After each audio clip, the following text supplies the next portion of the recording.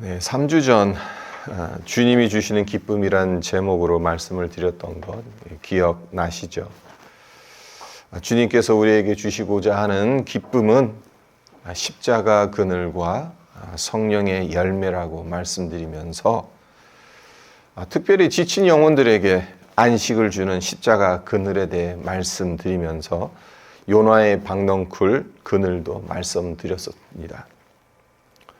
다음 날 벌레에 갉아먹힌 박넝쿨 그늘이 요나에게 큰 기쁨을 가져다 주었다고 한다면 하물며 주님의 십자가 그늘이 우리에게 주는 안식과 기쁨은 얼마나 크겠냐는 그런 내용이었죠.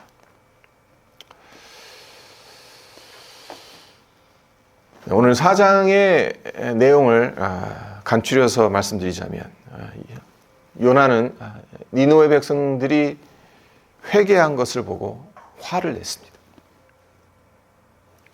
그 성읍에 무슨 일이 일어나는가를 자기 눈으로 똑똑히 보고 말겠다는 독한 마음을 품고 성읍 밖에서 초막을 짓고 그 그늘 아래에 앉아서 지켜봤습니다. 뜨거운 햇살이 머리 위로 내리쬐니까 요나가 너무 괴로운 거예요. 하나님은 이런 요나를 불쌍히 여기셔서 박넝쿨을 허락하시죠. 이것을 요나의 관점에서 한번 보면 어떻게 되겠습니까? 전혀 생각지도 못한 박넝쿨 하나가 갑자기 나타나서 무럭무럭 자라더니 뜨거운 햇빛을 차단하고 시원한 그늘을 만들어주는 거예요. 얼마나 좋았겠습니까? 요나가 나름대로 초막을 짓긴 했어요. 초막의 그늘 아래 앉았다고 했어요. 근데 그것 가지고는 뜨거운 햇빛을 다 막을 수가 없었던 거죠. 그래서 괴로워했어요. 하나님께서 그것을 보시고 박넝쿨을 허락하시고 그 그늘 아래 두신 거죠. 방금 전까지 요나는 화를 냈습니다. 하나님께 씩씩거렸습니다. 네, 그런 모습은 어디론가 사라지고 이제 크게 기뻐하죠. 이런 걸 보면 요나라는 인물 참 단순하다는 생각을 하게 됩니다. 하지만 요나의 기쁨이 얼마나 갔습니까? 그 다음날 새벽에 벌레 한 마리가 박넝쿨 줄기를 갉아먹죠. 설상가상 아침부터 불어온 뜨거운 동풍으로 인해 지금 이제 박넝쿨 그늘도 없는데 뜨거운 바람까지 불어오니까 괴로워 죽겠는 거예요. 단순하기 그지없는 요나. 뜨거운 햇살을 막아줄 그늘이 없어지니까 기쁨도 사라지죠. 그리고 8절을 보면 스스로 죽기를 구합니다. 4장에서 죽기를 구하는 것이 두 번에 걸쳐서 죽기를 구합니다. 첫 번째는 니느웨 성의 백성들이 회개한 것을 보고 하나님의 구원하심을 보고 성이 나서 하나님 제가 차라리 죽고 싶습니다. 죽는 것이 사는 것보다 내게 낫습니다. 3절에서 그렇게 말을 합니다. 네. 박넝쿨로 잠시 기쁨을 가졌다가 이 박넝쿨이 사라지게 되므로 또다시 하나님 앞에 차라리 죽는 것이 낫습니다. 사는 것보다 죽는 것이 내게 낫다라는 불평을 쏟아내고 있죠. 하나님께서 이런 요나에게 물으시죠. 9절 상반절을 보시면 하나님이 요나에게 이르시되 내가 이 박넝쿨로 말미암아 성내는 것이 어찌 옳으냐. 하나님은 지금 요나에게 책망하시듯 물으시는 겁니다. 이 박넝쿨로 말미암아 성내는 것이 어찌 옳으냐라고 물으십니다. 요나는 어떻게 반응합니까? 아주 당당합니다. 잘못한 것 하나도 없어 보입니다. 9절 하반절에 보면 그가 대답하되 내가 성내어 죽기까지 할지라도 옳으니이다. 자, 이쯤 되면 선을 넘어도 한참 넘은 거죠. 적당히 해야 되는데 불평을 늘어놔도 우리도 마찬가지입니다. 하나님께 불평할 수 있어요. 원망할 수 있어요. 당연합니다. 기도를 통해서 시편에서도 얼마나 많은 불평들을 늘어놓습니까? 욥기를 봐도 욥이 하나님께 얼마나 많은 불평을 늘어놓습니까? 근데 중요한 거는 선은 지켜야죠. 선은 넘지 말아야죠. 근데 지금 요나에게 눈에 뵈는 게 없어요. 하나님보다 더 옳다라고 자기 스스로 말하고 있어요. 우리 같으면 꿀밤이라도 한 대 때려줬을 텐데. 하나님은 요나에게 측은지심을 보여주시죠. 박농쿨을 통해 하나님의 마음이 무엇인지를 요나에게 가르쳐 주십니다. 그것이 10절과 11절이잖아요. 그래서 여호와께서 이르시되 내가 수고도 아니하였고 재배도 아니하였고 하룻밤에 났다가 하룻밤에 말라버린 이 박농쿨을 아꼈거든. 하물며 이 큰 성읍 니느웨에는 좌우를 분별하지 못하는 자가 12만 여명이요 가축도 많이 있나니 내가 어찌 아끼지 아니하겠느냐 하시더라. 하나님의 마음이 어디에 있다는 것을 요나에게 말씀하고 있지 않습니까? 이것이 요나서 4장의 대략적인 내용인데 오늘 본문 말씀을 통해서 요나가 무엇 때문에 기뻐했는지 그리고 우리는 무엇으로 기쁨을 누리려고 하는지 한번 살펴보려고 합니다. 요나의 기쁨은 무엇이었습니까? 그리고 우리는 이 세상에서 무엇으로 기쁨을 얻으려 합니까? 요나서는 4장밖에 안 되는 아주 짧은 선지서입니다. 소선지서죠. 네. 1장서부터 3장까지 그 어디를 찾아봐도 요나가 기뻐했다라는 말이 안 나와요. 4장에 와서야 요나의 기뻐하는 모습을 발견할 수가 있습니다. 가장 대표적인 예로 3장을 보면요. 니느웨 백성들이 그가 전한 회개 메시지를 듣고 난 후에 금식을 합니다. 높고 낮은 자를 막론하고 굵은 베옷을 입고 통에 자복합니다. 하나님의 은혜를 받습니다. 그런데도 요나가 기뻐했다라는 말이 나오지 않습니다. 저 같으면 와, 내 설교가 대단한가 보다. 복음을 받아들이지 않을 것 같던 자들이 내가 전한 메시지를 듣고 회개를 하다니 아마 너무 좋아했을 것 같아요. 너무 기뻐했을 것 같아요. 근데 요나는 기뻐하기는커녕 싫어하고 성을 냈어요. 네, 그랬던 요나가 언제 기뻐했는가? 6절을 다시 보시면 하나님 여호와께서 박넝쿨을 예비하사 요나를 가리게 하셨으니 이는 그의 머리를 위하여 그늘이 지게 하며 그의 괴로움을 면하게 하려 하심이었더라. 요나가 박넝쿨로 말미암아 크게 기뻐하였더니. 언제 기뻐했다고 말합니까?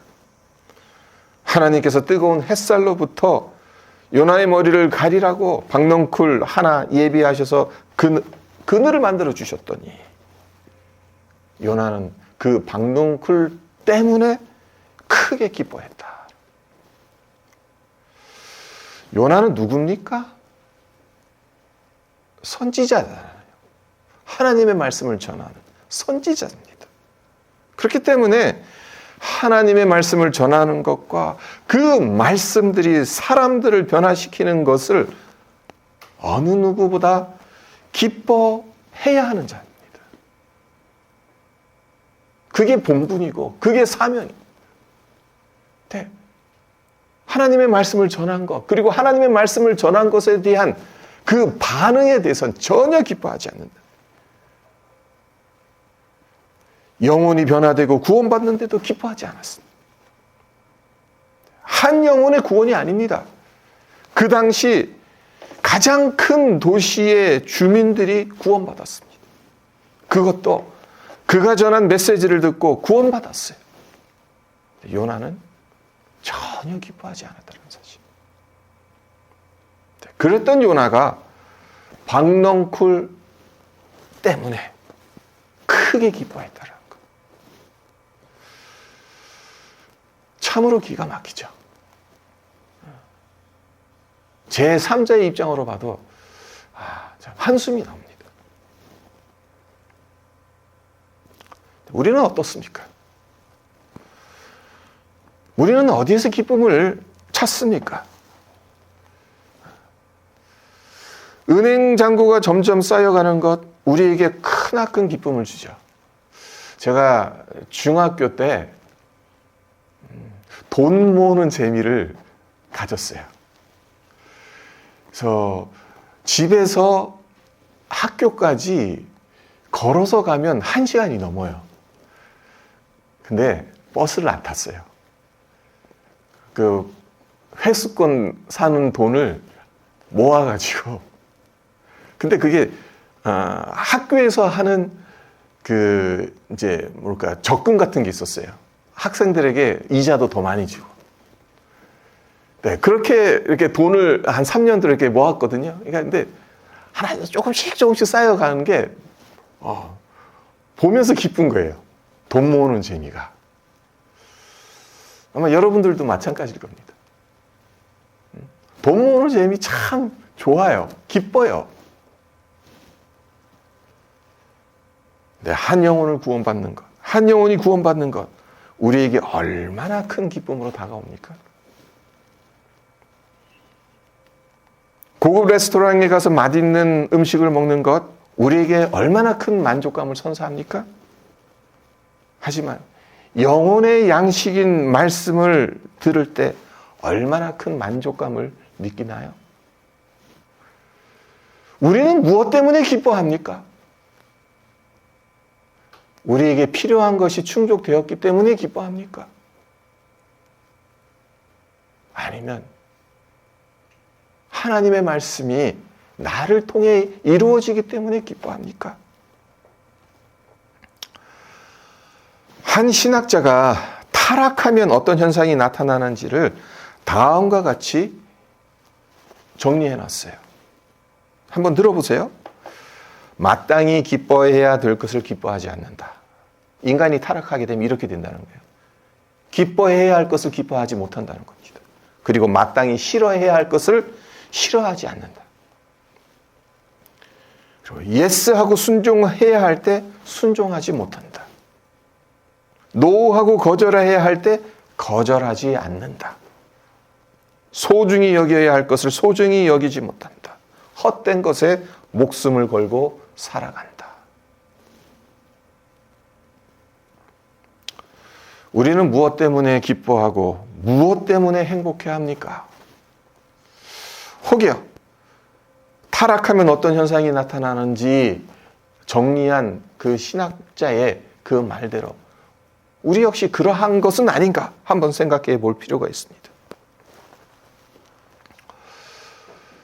두 번째로 살펴볼 것은 생명을 구원하는 일보다 자존심을 지키는 것이 더 소중했던 요나의 모습입니다.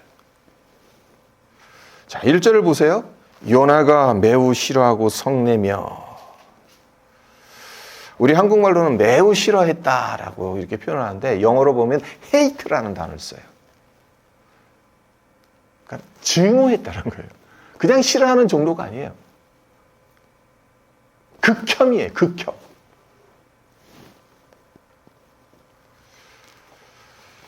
네, 무엇이 그토록 요나에게 극혐감을 가져다 줬겠어요? 요나를 화나게 만들었겠습니까? 자, 3장 4절에 보면요. 요나가 그 성읍에 들어가서 하루 동안 다니며 외쳐 이르되 40일을 지나면 니느웨가 무너지리라. 그러니까 요나가 니느웨 성에 가서 당신네들 지금처럼 살아가다가 한 40일 후에 이 성이 멸망당할 거다. 그렇게 선포했어요. 그러니까 요나서 자체만으로만 보면요. 요나가 니느웨 성의 백성들에게 회개를 촉구했다라는 메시지를 찾아볼 수는 없습니다. 그죠? 그냥 이대로 살아가면 40일 당신들 망합니다. 그 말만 했어요. 이건 요나의 입장으로는 니느웨 성의 멸망을 선포했기 때문에 당연히 니느웨 성이 멸망당할 거라는 생각을 했을 겁니다. 하지만 니느웨 성이 멸망당했습니까? 멸망은커녕 회개를 하죠. 이렇게 살아가다가 40일 후에 망합니다 라고 했더니 그 메시지를 듣고 이렇게 살면 안 되는데 그들의 자기 죄를 통해 자복하는 거죠. 왕이 조서를 내죠. 높은 자, 낮은 자 막론하고 다 굵은 베옷 입고 물도 마시지 말고 죄를 고하라. 그리고 하나님의 구원하심의 은혜가 임하죠. 요나가 이 광경을 지켜보면서 이런 생각을 하지 않았겠습니까? 나에겐 망한다고 선포하라고 말씀하시고서 왜 용서하시는 건가? 차라리 전하라는 명령이나 하시지 말지. 요나가 화난 것은 바로 이것 때문입니다. 2절을 보세요. 여호와께 기도하여 이르되 여호와여 내가 고국에 있을 때에 이러하겠다 말씀하지 아니하였나이까. 그러므로 내가 빨리 다시스로 도망하였사오나 주께서는 은혜로우시며 자비로우시며 노하기를 더디하시며 인애가 크시사 뜻을 돌이켜 재앙을 내리지 아니하시는 하나님이신 줄 내가 알았음이니이다. 무슨 말입니까? 하나님께서 그렇게 하실 줄 제가 이미 알았습니다. 이렇게 살면 망한다, 40일 후에 망한다, 그렇게 선포하라고 하셨지만 이들이 뉘우치고 하나님께 돌아오면 용서해 주실 것을 미리 알았습니다. 그래서 처음부터 안 한다고 했잖아요. 제가 처음부터 그냥 그거 싫어서 다시스로 도망가지 않았습니까? 니느웨 성이 멸망한다고 선포한 자는 뭐가 됩니까? 하나님께서 변덕을 부리시는 바람에 제가 우스꽝스러운 사람이 되어버렸습니다. 내 자존심 다 구겨졌습니다. 그러니 차라리 저를 죽여주십시오.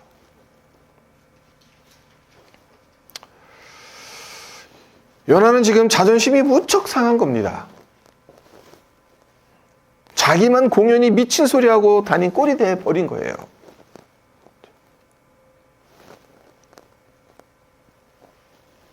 요나는 자신이 전한 메시지로 니느웨 백성들이 통해 자복함으로 하나님의 은혜를 받았다는 것보다 그러니까 자존심 상한 것을 더 중요하게 여겼다라고 볼 수 있는 거죠.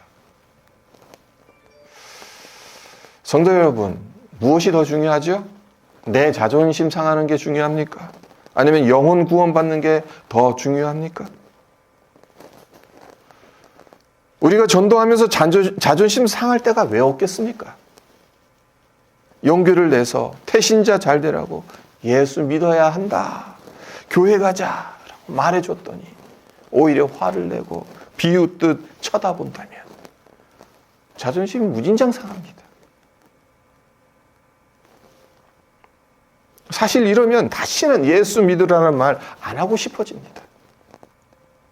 굳이 나한테 손해볼 것도 없는데 손해보면 네가 보지 내가 보냐, 그런 생각을 하기가 쉽죠. 하지만 내 자존심보다 더 중요한 건 한 영혼의 구원이라는 겁니다. 요나나 우리나 비슷한 점이 뭡니까? 자존심을 더 중요하게 생각하는 거죠. 네, 이렇게 한번 생각해 보세요. 만약 예수님께서 자존심 지키신다고 십자가를 거부하셨다면 어떻게 되겠습니까? 우리 모두는 구원받을 수가 없습니다. 내가 하나님의 아들이라면 십자가에서 내려와 봐라 라고 군정들이 외쳤을 때 자존심 상하셔서 십자가에서 내려오셨다면 우리에게 구원받을 길은 없는 겁니다. 네, 요나는 자존심을 더 중요하게 여겼다라는 것. 그리고 오늘 본문에서 발견하게 되는 세 번째 사실이 무엇인가 하면요, 하나님이 아끼는 것과 요나가 아끼는 것이 달라도 너무 달랐다는 거죠. 하나님께서 아끼신 것은 무엇이었습니까? 12만여 명의 니느웨 백성들 플러스 가축들의 생명이죠. 사람들뿐만 아니라 가축들까지도.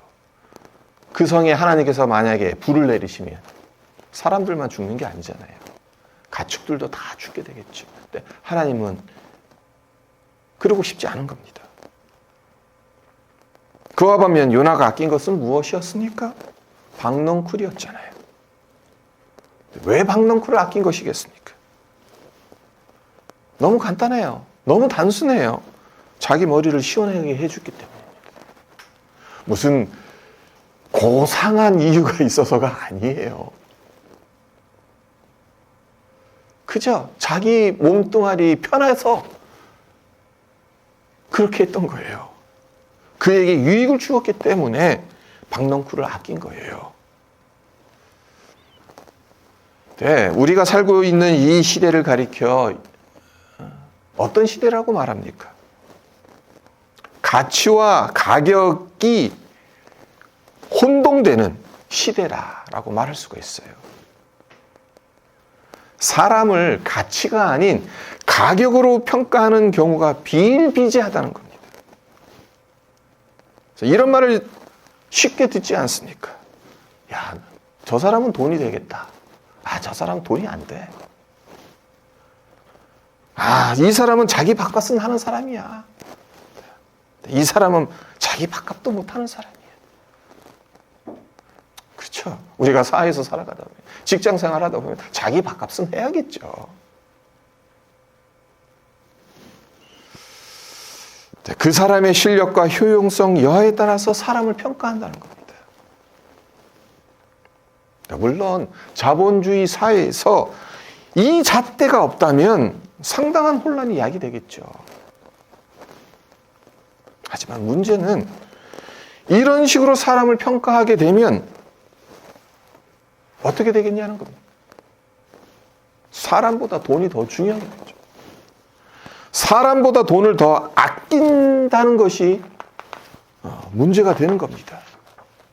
그리고 사람을 평가하는 잣대가 이런 식으로 왜곡되다 보면 무엇이 소중하고 무엇이 덜 소중한지, 무엇 때문에 기뻐해야 되고 무엇 때문에 분노해야 하는지 그 기준이 흔들릴 수밖에 없다는 겁니다.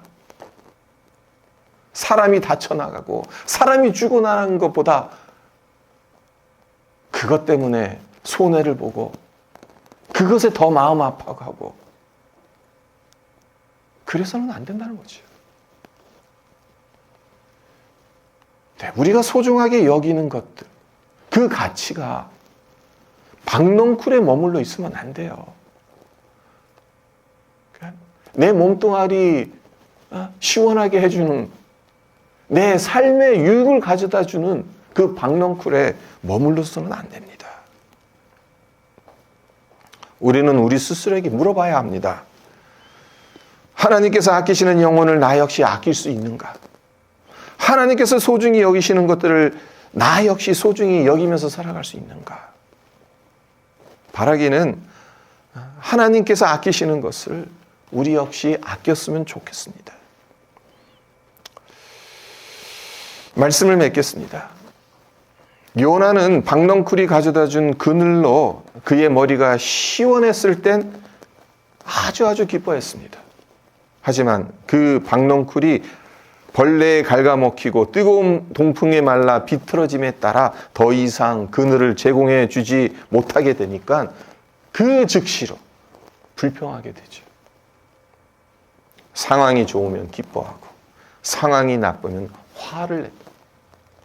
하나님 앞에서조차 성을 부렸다. 네, 어느 잡지에 실린 유머입니다. 내용이 이렇습니다. 어떤 할머니가 외국 여행을 가기 위해서 여행사를 찾아갔어요. 할머니와 마주한 여행사 직원이 관광지로 러시아를 추천했어요. 할머니는 그렇게 춥고 무신자들이 득실거리는 나라엔 안 가겠다라고 반대를 합니다. 그래서 직원이 그러면 인도는 어떠냐고 그렇게 물으니까 할머니가 뭐라고 또 대답하냐. 덥고 습하다. 힌두교인들이 싫다. 그래서 직원의 추천을 또다시 거절합니다. 그래서 이에 직원이 그렇다면 수많은 로마 유적지가 있고 또 알프스에도 올라갈 수 있는 그 이탈리아에 가시면 어떻겠냐라고 이탈리아를 추천해 줍니다. 이번에도 할머니는 이런 이유를 들면서 거절을 합니다. 높은 데는 질색이에요. 가톨릭 나라라서 싫어요.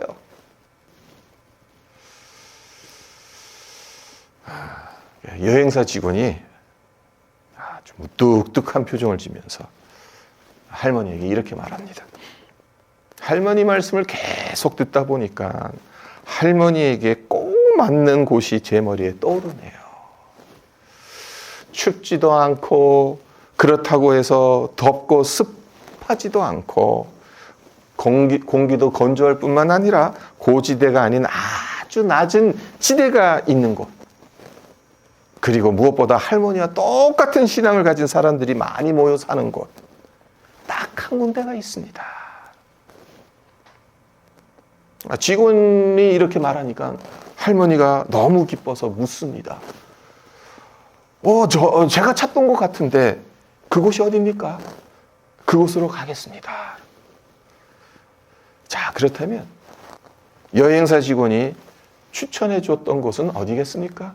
유머라고 말씀드렸죠. 지옥입니다.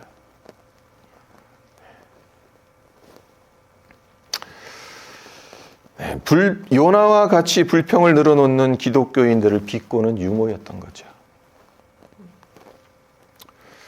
우리는 무엇 때문에 기뻐합니까? 다시 한번 이 질문을 드립니다. 우리는 무엇을 소중하게 여기는 겁니까? 소중하게 여기면서 살아갑니까? 우리가 아끼는 것은 무엇입니까? 이 세 가지 질문을 우리 자신에게 진지하게 한번 던져봤으면 좋겠습니다. 그리고 그 대답이 하나님께서 기뻐하시기 때문에 저 역시 기뻐합니다. 하나님께서 소중하게 여기시니까 저도 소중하게 여기겠습니다. 하나님께서 아끼시니까 저 역시 아끼면서 살아가겠습니다. 라는 믿음의 고백을 드리는 우리 모두가 되기를 주님의 이름으로 축원드립니다. 네, 잠깐 기도하겠습니다. 하나님 아버지, 우리는 무엇을 위해서 살아갑니까? 무엇을 기쁨의 원천으로 살면서, 무엇을 소중히 여기면서 살아가고 있는지, 무엇으로 기쁨을 우리가 찾고자 하는지, 혹여 우리가 박넝쿨 하나로 크게 기뻐했던 요나와 같은 자들은 아닌가? 하나님, 생각하면 불평할 것들이 많습니다. 원망할 것들이 많습니다. 화낼 것도 많고 걱정하고 근심해야 될 것들도 너무나도 많습니다. 하지만 또한 우리가 감사해야 되고 기뻐해야 될 이유 역시 찾아보면 너무나도 많습니다. 하나님께서 우리와 함께 하신다라는 것. 하나님께서 우리의 생명을 지켜주신다라는 것. 하나님께서 우리에게 구원을 이루어주신 것. 너무나도 많습니다. 우리가 무엇 때문에 기뻐하고 있는지, 무엇을 중요하게 여기고 소중하게 여기고 아끼고 있는지 이 시간 우리 스스로에게 묻게 해주시고 그 대답이 하나님께서 기뻐하시기 때문에 우리 역시 기뻐하겠다. 하나님께서 소중히 여기시기 때문에 우리 역시 소중히 여기면서 살아가겠다. 하나님께서 아끼시기 때문에 나 역시 아끼면서 살아가겠다. 그러한 믿음의 고백들을 드리는 우리 모두가 되기를 원합니다. 주의 성령께서 우리의 마음을 그렇게 빚어가 주시고 그러한 믿음으로 살아낼 수 있도록 우리에게 힘을 허락하여 주시옵소서. 감사드리며 예수님의 이름으로 기도합니다.